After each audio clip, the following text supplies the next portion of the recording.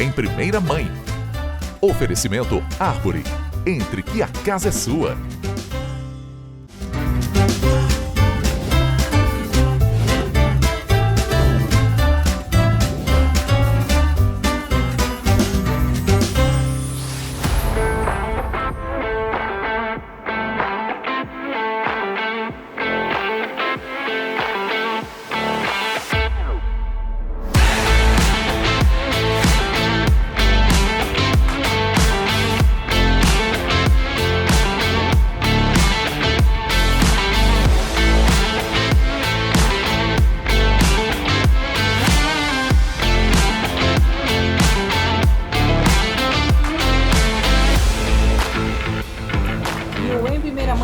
Está num lugar mais do que especial. Eu estou aqui no Corpo de Bombeiros com a Auricelli, que vai contar um pouco pra gente dessa profissão tão inusitada, tão curiosa, que atrai tantas perguntas pra gente, desperta a nossa curiosidade. É uma profissão diferente de uma mulher. Auricelli, muito obrigada de ter aceitado o nosso convite, de estar aqui com você no seu momento de trabalho. A gente está gravando aqui no Corpo de Bombeiros mesmo, né? Aqui na frente, para eu mostrar para vocês, depois a gente vai passar imagens para vocês verem. O que a gente quer é dividir como é o seu dia a dia. Então, muito obrigada de você ter aceitado. E a primeira pergunta que eu quero fazer para você é: você sempre quis ser bombeiro? Como é? Boa noite a todos. Mais uma vez, obrigada pelo convite. Estamos na rua, na frente do quartel, né? E aí que na verdade, esse despertar, essa paixão, essa loucura das melhores da minha vida, despertou quando prestei o concurso da Guarda Municipal. Na infância eu queria ser policial. Eu acredito que eu realizei os dois ao mesmo tempo, né? Olha. Entrei pela Guarda e conhecendo o trabalho da Divisão de Incêndio e Resgate em 97, 98 na verdade, a DIR, que foi despertando essa emoção. Eu era toda desajeitada, viu? Então, mas lá que começou. Mas, ou seja, foi desde criança, então, que você se despertou. Eu acredito que sim. Eu acredito que a sementinha estava ali. Estava ali. Tá cutucando, né? Esse negócio de farda, esse negócio de uiu, barulho, sirene. Então, meio que juntou com a minha realidade, acho que de hoje. Então, você falou 97, são 28. É 98, desculpa, é. São 28... 28 anos. 28 anos. Tinha 20 aninhos. 28 anos.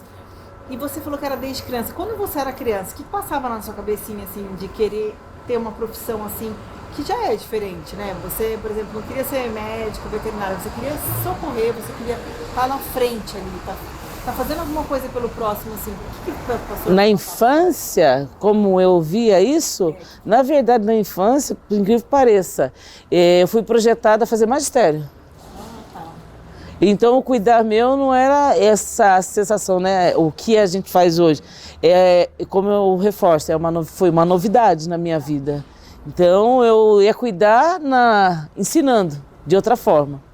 O bombeiro foi mais dos 20 anos para cá. Tá. Como que é esse processo de treinamento quando você entra no Corpo de Bombeiro? Como funciona? Esse pessoal que está ouvindo a gente não sabe. Nossa! Como funciona? Eu vou fazer... Estou no setor que hoje são dois setores num só, né? Então nós temos aqui o bombeiro municipal e o bombeiro estadual. O que é que acontece? Como eu venho do bombeiro municipal, nós tivemos um intenso mesmo treinamento com o comandante da época e assim sucessivamente os outros que vieram foi dando a continuidade. Então nós tivemos treinamentos muito internos e externos nas regiões de São Paulo, na área de incêndio, na área de resgate, na área de aquático, na área também treinamento de soterramento. E é constante, né? Porque a literatura, então, tinha que ter o tempo da prática e da teoria. É mais teórico do que prático, propriamente dito. E assim, como também com o Estado, nós fomos convidados a fazer uma especialização de 4 meses, que é chamada NAESB, que é a Escola Superior dos Bombeiros. Eu, graças a Deus, consegui, porque aos 48 anos de idade não é fácil não, mas é puxado também. Não tem homem e mulher. O treinamento é para todos. Para todos. Tem que ter. Eu queria te fazer essa pergunta, se você vê alguma diferença em sendo mulher, estar nessa profissão, mas você, no seu dia a dia, aqui com os meninos aqui, é tudo A mesma coisa, a gente estava conversando um pouquinho antes nos bastidores, você estava me falando que já aconteceu de ficarem só as mulheres, né? Conta um pouquinho pra gente, como é isso? Aí todo mundo tem que fazer a mesma coisa. Até que é curioso, né? Então, como eu trago 28 anos aí de vivência, então nós tivemos muitos episódios de ocorrências e turmas. Então, o nosso quartel já foi muito feminino. No municipal era muito feminino. Eu acredito que dava mais choque entre mulheres do que com os homens. Sempre lá fora teve esse mistério de que a gente poderia ser excluído por ser mulher numa profissão masculina. E isso foi desmistificado, porque assim, os homens estão mais abertos também e dentro da profissão a mulher é necessária, principalmente quando envolve ocorrências onde tem sim situações envolvendo criança, o gênero feminino, ocorrências delicadas. E no resgate mesmo, no incêndio, esse trato lado materno ajuda muito. Já sim também, já passei pela experiência, não sei se as pessoas conhecem, mas aqui nós atendemos chamado de extração de preso e ferragem. A extração de preso e ferragem faz com que temos que usar uns materiais que são muito pesados, que são as ferramentas de extração. E eu carrego a experiência lá em 2000, meados de 2000, de ter atendido uma ocorrência onde só tinha mulheres num preso e ferragem. Não foi fácil. Fomos, como nós tivemos treinamento, entendíamos do que estava fazendo, claro que nós tivemos todo o suporte lá para estar realizando a extração da vítima, mas pela experiência de mulher trabalhando nessa área, eu tenho capacidade, eu tenho competência e tenho força, porém eu sei a hora onde a gente entra para trabalhar. É masculino, então eu respeito isso. Como eles respeitam a gente se precisar fazer ação e uso da ferramenta. Nós estamos preparados para atender tanto quanto. A força são diferentes, mas sabendo usar a técnica, todo mundo consegue. A gente quer passar isso para as pessoas porque a gente não tem a oportunidade todo dia de conversar com um bombeiro, né? Não. Você que está ouvindo a gente, a criança que está ouvindo às vezes cresce os olhos, né? Porque as crianças adoram, não adoram? Como as crianças gostam. Eu vejo meus filhos, quando eles veem o caminhão dos bombeiros, eles querem entrar, eles querem ver como funciona. E às vezes a criança que está ouvindo acaba se assustando, né? Então não, é uma profissão que, claro, tem que se ter um dom, que eu tenho certeza que você tem, absoluto. Eu acredito que tem que respeitar muito, muito, muito ser humano. É amar o próximo. Porque você está invadindo, a gente está atendendo, mas você está entrando dentro da vida da pessoa, dentro da dor, dentro do sentimento, dentro do sofrimento dela. Então, assim, você está ali com técnicas que foram aprendidas numa sala de aula, com manobras que vão colaborar para dentro de uma vida de uma pessoa. Então, assim, as crianças realmente eles encantam, e até hoje eles gostariam, eles falam pra gente, eu queria trabalhar como você, queria ser bombeiro. Então, enche os olhos pra gente, né? Amo, as crianças ficam enlouquecidas. Continua. O que você hoje poderia dizer assim pra gente, são 28 anos na sua profissão, que ainda são os casos que te deixam mais, assim, sensível, mais sensibilizada, quando você vai atender alguma ocorrência, você fica mais impactada?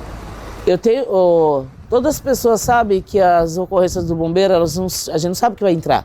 Então, assim, é notório que vítimas de tentativa de suicídio toca muito na gente.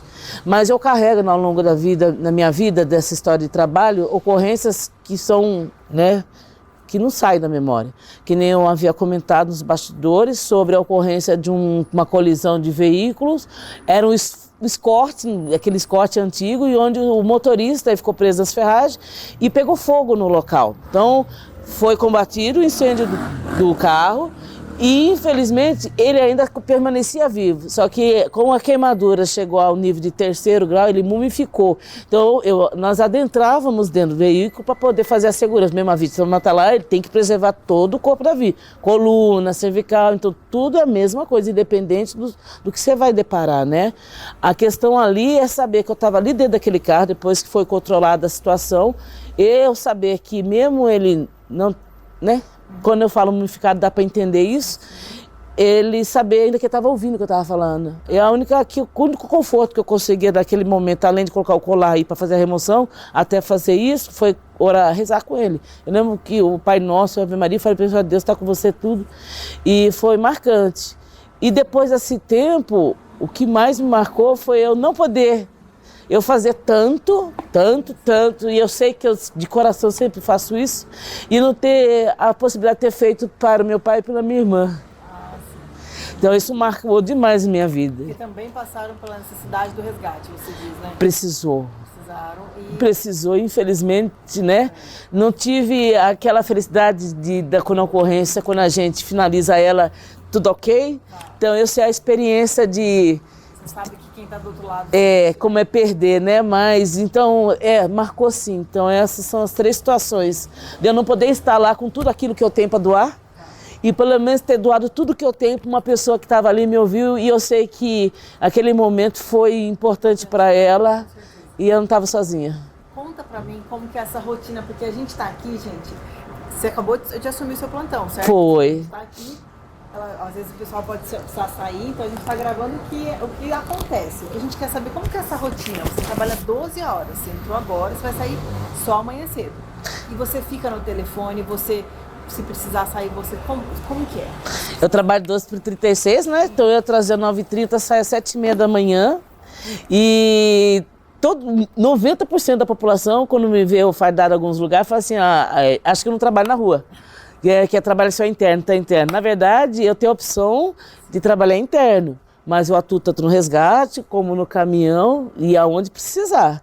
Então, tanto que tá o uniforme aqui, que carrega o nome da gente, e o que acontece? Se há necessidade de ir no caminhão, que aqui é autobomba, né, um autobomba e um salvamento. Então, se precisar, põe a roupa, ou para incêndio, preço ferragem, ou a situação que tiver. Ou o resgate também. Então é onde eu mais gosto de trabalhar. Perfeito.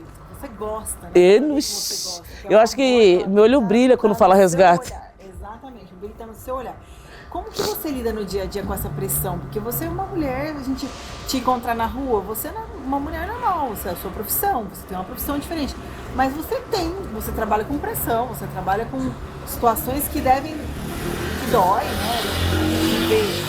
A hora que eu entrei aqui, eu já falei, gente, eu acho que eu não teria uma coisa de vocação, porque a gente já se sensibiliza, se é uma situação de criança, alguma coisa assim, eu já ficaria. Como você lida no dia a dia com essa pressão? Todo mundo fica fixado no sangue, né? As pessoas só ficam, eu tenho medo de sangue, não posso fazer. Eu creio que todo mundo tem um socorrista guardadinho aqui dentro, né? Porque assim, tem que ter um preparo. Eu acredito que eu levo muito a sério essa questão e o que eu respeito é a fé. Não, então, assim, primeira coisa, minha fé. Então, eu acredito muito em Deus e a Ele que eu socorro. E o que a gente tem aqui dentro que ajuda a lidar com esse dia a dia, com essas situações que não estão escritas que vão acontecer, é o trabalho interno. Então, aqui dentro existe um trabalho que a gente senta.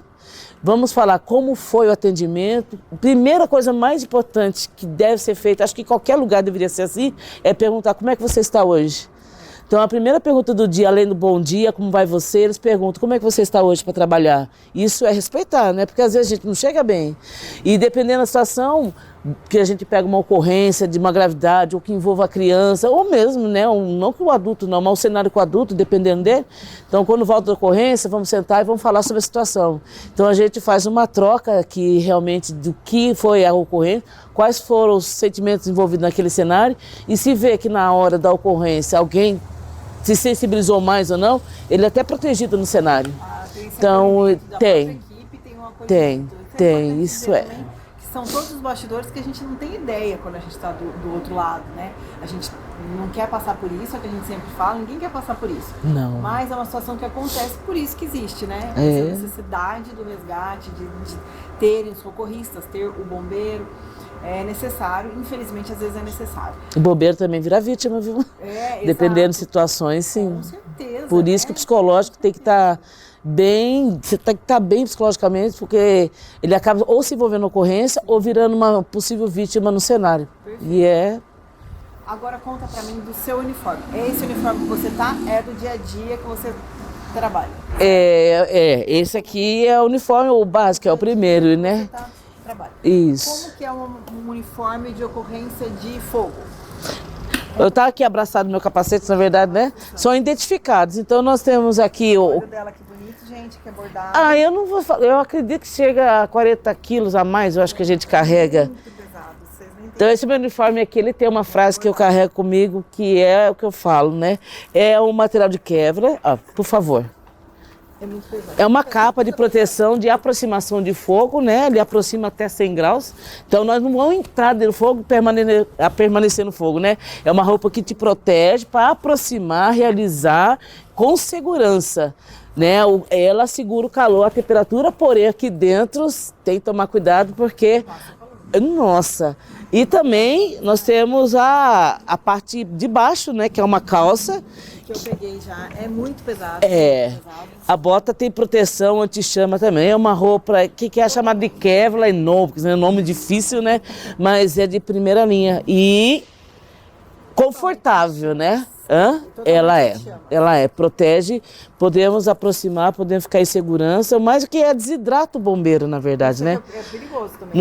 A gente não usa em fogo e mata, né? A gente usa mais essas roupas nas questões de incêndio, em residência, industrial, predial, ou nas ocorrências que envolvem cenário de extração de ferragem por causa das ferragens em si do carro, né? E ela é uma roupa que tem um tempo também de uso, é 5 anos para cada ela. Então isso também é respeitado, porque ela pede a sua proteção da sua malha, né? Ela é desenhada para te proteger, então também tem um tempo de uso dela mesmo. É muito pesado, é muito pesado. Ela é. Já começa por aí o treinamento, gente. As pessoas veem, às vezes não entendem que quando toca um incêndio, tem muita gente que fica olhando para dentro do caminhão, a gente está se movimentando e vestindo, né? Eles não sei o que passa na cabeça, mas a gente acaba vestindo, ou sai daqui vestido, ou dependendo de onde a gente estiver, tem que vestir dentro do caminhão. Dentro do caminhão. É. O capacete seu tem o seu nome, né? Claro, Tem. identificação, né? E também chamas que também é pesado. Isso. Também é pesado. Tá?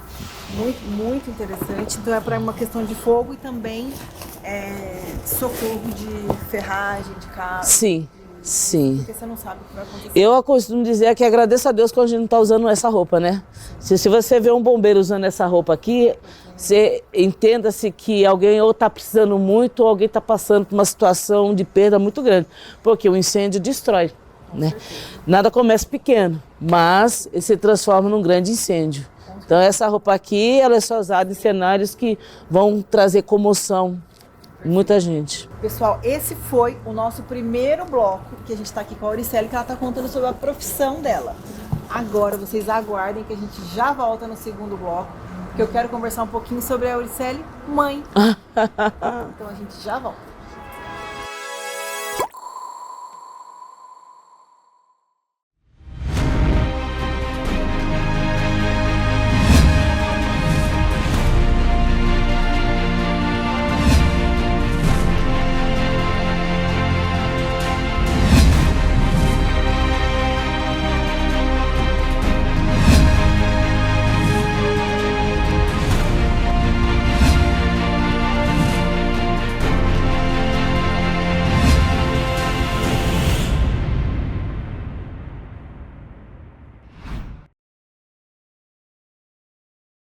Em Itatiba, vem aí um lugar que combina conforto, lazer e o melhor da cidade como você nunca viu.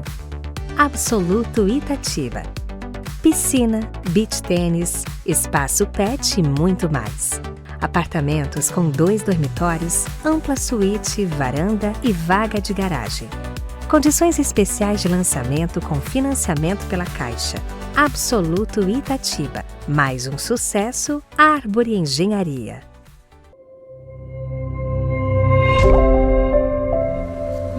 A mãe tá de volta, eu tô aqui com a Auricele de novo, a gente tirou os equipamentos dela daqui. Auricele, o que eu quero conversar com você agora? O Em Primeira Mãe é um programa mais voltado para as mães, não só para as mães, para a família, é o que a gente fala, para a família e para todo mundo, né? Mas eu quero saber um pouquinho da Auricele, como é a Auricele mãe, ela é bombeiro e é mãe. E eu quero saber, como que você concilia essa sua rotina? Ela é bombeiro há 28 anos. Você tem filhos? Tenho um casal. Dos seus filhos um pouquinho. Então, eu tenho um casal, uma menina, a Helena, de 16 anos, e o meu Pedro Henrique, de 18, vai fazer 18 anos. Hoje, eu digo que tá mais fácil, né? Como eles estão um pouco mais, graças a Deus, estão mais independentes, não tanto, não que eu não tenha aquela rotina de muitos pais aí da cidade, que é me leve, me busca, mas é prazeroso fazer isso.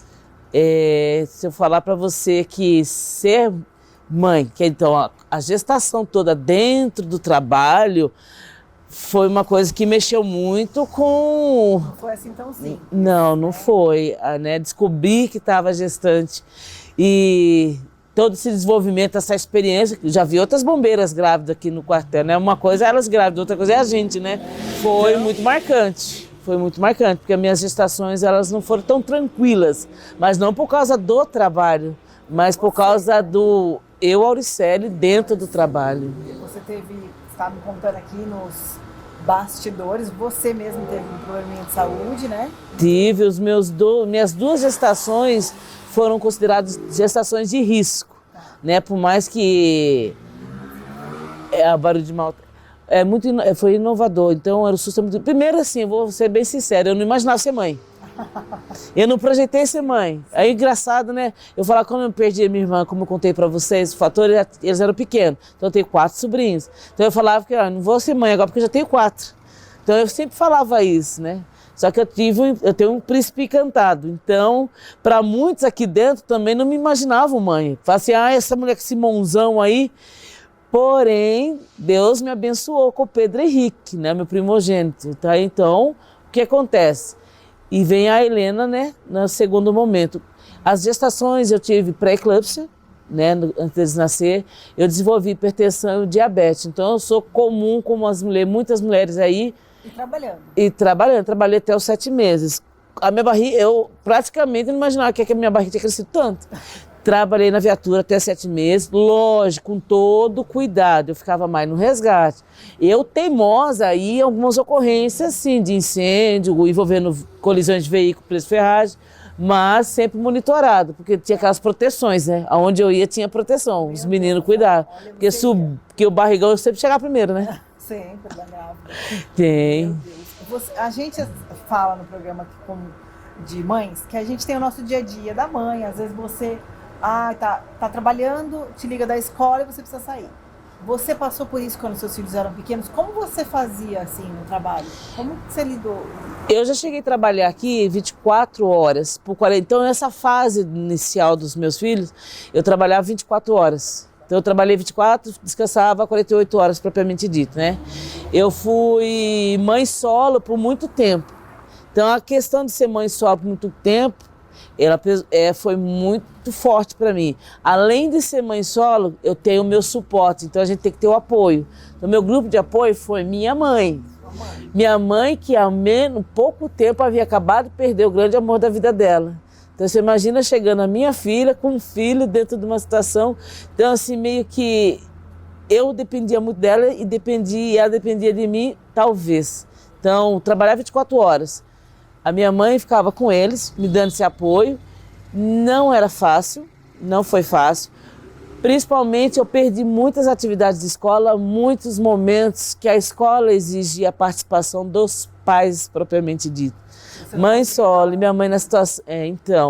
eu precisei muito do apoio das professoras. Sim. Então, eu tenho que agradecer muitas professoras que tiveram na minha vida aí, porque elas conheciam o meu trabalho, sabiam da minha situação e elas saberiam que jamais eu me ausentaria de qualquer tipo de atividade tão grande que eu falo para as pessoas não perder, que é o Dia da Mãe, Dia do Pai, aquele momento da escola. Eu vejo isso em outras pessoas, eu me emociono. Sim. Eu peguei poucos, mas eu sinto falta de não ter feito mais por eles. Mas com certeza eles se orgulham muito porque eles sabem o motivo que você não estava lá, né? Que era o motivo que você estava trabalhando, salvando às vezes a vida de outra pessoa. Então eu tenho certeza que isso, com certeza para eles é um motivo de orgulho, né? Existe, na sua visão de mundo, na sua visão, assim, porque você há 28 anos que você tem essa profissão, então seu filho mais velho tem 18, você já era 10 anos e já estava trabalhando. Mudou alguma coisa, a Auricelli, antes da maternidade e depois da maternidade, ela mudou um pouco? Mudei, viu? Eu era muito turrona. Então, assim, minha personalidade, eu sempre tive uma personalidade muito forte, isso eu não nego. Então, eu tenho um apelido muito assim, eu sou muito brava e gosto de ser brava. Mas eu tornei uma brava mais consciente. E muitas pessoas que me conheceram antes da maternidade, depois falaram que você mudou muito. Então, acho que eu fiquei mais sensível. Mais sensível? Não que a profissão não me deixasse ser emocionalmente, mas a sensibilidade, aquela feminilidade realmente na minha vida, esse lado menos bruto aconteceu com a vinda dos meus filhos. Então me deixou um coração mais sereno, então uma pessoa com todo o conhecimento que tem, porém com mais sutileza. E então os filhos me fizeram isso. Você estava falando sobre o que acontece aqui de atender idosos, atender pessoas que estão com algum problema psicológico. Você acha que a maternidade às vezes te trouxe não esse carinho, esse cuidado que você já tem, acho que você já nasceu com isso, mas talvez esse tato assim de mãe, parece uma mãe, você se sente como mãe? É que agregou um pouco da experiência de ser mãe, né? Sim. Então você traz um pouquinho as necessidades da pessoa no lado fraternal, né, maternal, né? Então nós mulheres mudamos muito com a presença de filhos. A gente fica ouve mais, sente mais, tem um toque mais alinhado. Então isso colabora com as ocorrências, envolvendo esses cenários, né? Eu costumo dizer assim, que quando a gente vê os filhos das outras pessoas, eles são um pouco nossos também, Ixi, né? ainda mais eu. Eu falo isso, não sei, né? A sensação que eu tenho quando eu vejo criança, porque eu tô na fase da criança. Eu virei muito protetora, super protetora. Então, quando eu vejo uma criança caindo perto de uma pessoa que eu sei que é pai ou mãe, eu já fico... parece que a minha... Nossa, então eu quero... Cuidado, olha, veja, olha, ele vai tropeçar. Então a gente faz com o filho dos outros, viu? Ai, eu me sinto assim também, como mãe. Os filhos dos outros acabam sendo um pouco nossos, né? Fica. Me conta, como socorrista e mãe, qual foi uma situação que você viveu assim que te marcou? Eu tenho 2 momentos. Como mãe, principalmente o quê? Eu não esqueço jamais de ter vivenciado e realizado um parto domiciliar. Então, isso para mim é uma coisa que tem o nome da criança, foi no Nações, então tinha sido a minha primeiro contato, né? E realizar ele do começo ao fim foi assim, oh meu Deus, eu jamais vou esquecer. E o segundo foi um atendimento onde eu estava gestante, eu acho que estava uns 4 meses, e entrou um chamado de um bebê de 7 dias no Nações também, que estava com engasgo, porque a criança acaba, na verdade, afogando, né? E realmente aquela coloração, porque as pessoas falam, tá tudo roxo, na verdade nem roxo, é aquele esverdeado, sem respiração mesmo, molinho, e você saber que uma simples manobra. Hoje eu encontrei com ela, tá aí grandona, forte, eu falei assim, gente do céu, e saber que ia dar certo. Ninguém quer passar não. por isso. E já ir por telefone. É difícil você passar técnicas, né? Tanto da parada cardiorrespiratória como o engasgo por telefone, aí que você se envolve mais ainda, né? Porque você não tá vendo o cenário. Por telefone? Você tá acreditando, 2 vezes aconteceu, tanto numa parada cardiorrespiratória como no engasgo. E você está ali até a equipe, porque você despacha a equipe, mantém com a pessoa no telefone e vai fazendo as orientações.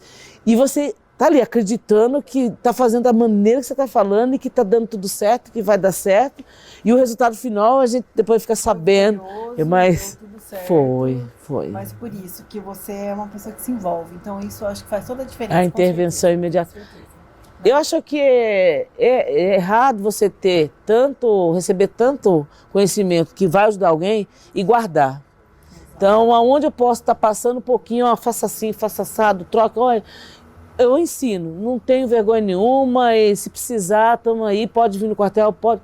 Eu vou estar passando aquilo que você pode fazer para melhorar ou evitar de fazer o pior, né? Porque às vezes você sabendo, tendo consciência, você vai evitar de fazer algo pior, que é prejudicar mais ou fazer algo que você não sabe de verdade.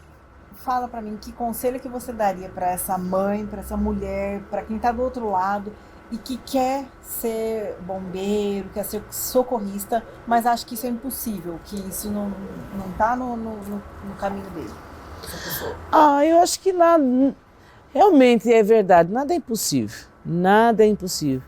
Primeira coisa, que nem eu falei, amor ao próximo, respeitar, amar ao próximo e, primeira coisa, focar, né?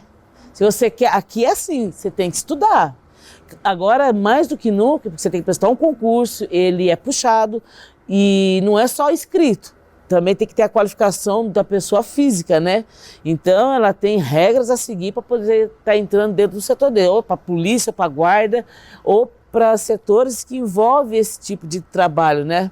Tem voluntário também. O que acontece? Que se não tiver foco, se não estudar, se não treinar, se não correr, se não se aperfeiçoar, não vai chegar no objetivo. Porque vontade a gente tem, então todo mundo ter vontade é uma coisa. Agora, se você tornar essa vontade em decisão, minha filha, você voa longe. É isso aí. Vai longe. Com certeza. Adorei isso aí. Eu olhando você, eu vejo você uma mulher forte, uma mulher determinada, tudo isso que você falou. Mas eu tenho certeza que você tem o seu dia a dia, você tem os seus problemas, você tem as suas coisas. Como você faz, da onde você tira força para lidar com os seus problemas sem você trazer para cá, para você ir, a gente te olhar essa mulher forte que você é. Veste uma armadura, né? A gente veste uma armadura e tem que separar, viu? Não, você tem que separar porque senão vira, né, todo mundo pro seu problema. Tenho muitas atribulações, vivi muitas atribulações e muitas vezes não pude participar, pôr pessoas para participar nessas situações. Ou envolve família, ou envolve perda, ou envolve financeiro, ou envolve a criação, porque criar filho à distância não é fácil, ou cuidar de uma casa, e cuidar de casa. É o tal do negócio, você acabou de limpar a cozinha, ela fez um almoço, está limpando de novo. Você descansa no trabalho. Eu não sei se eu descanso hoje, eu acho estranho. Minha mãe fala, vai dormir, aproveita que você não está trabalhando, descansa.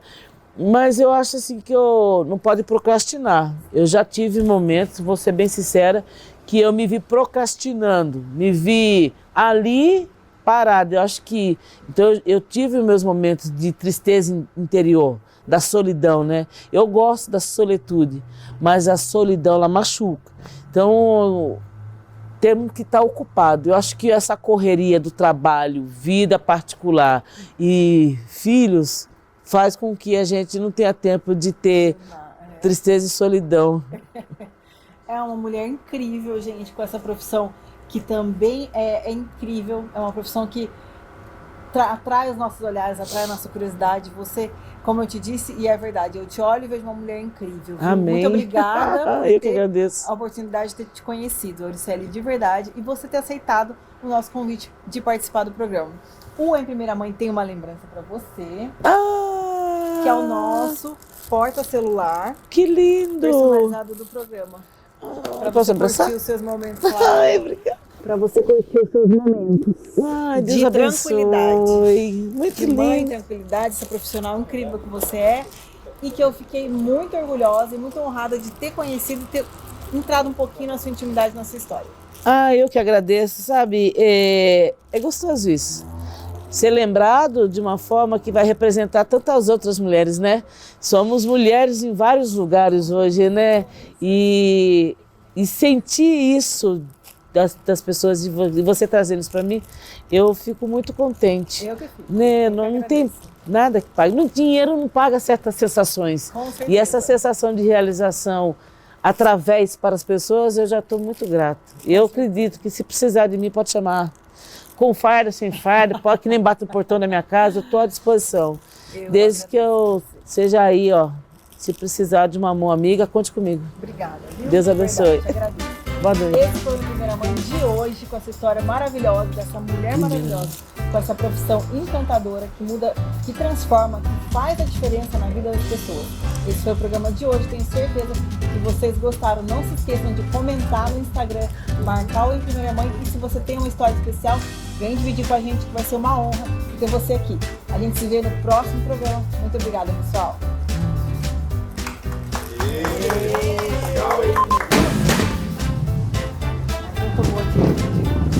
Já encerrar o programa. É os motoboy.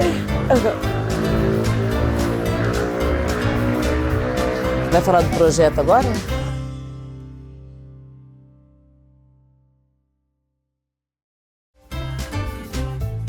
Em Primeira Mãe. Oferecimento Árvore. Entre que a casa é sua.